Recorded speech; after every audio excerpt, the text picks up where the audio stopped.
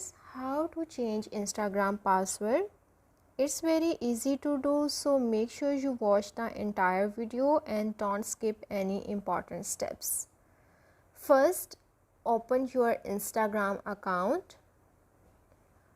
After signing into your account, click on the profile icon at bottom right corner.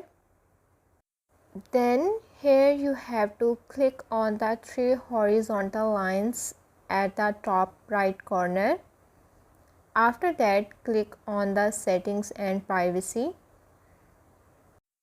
Now tap on account center to select it. Then here you will be able to view these options.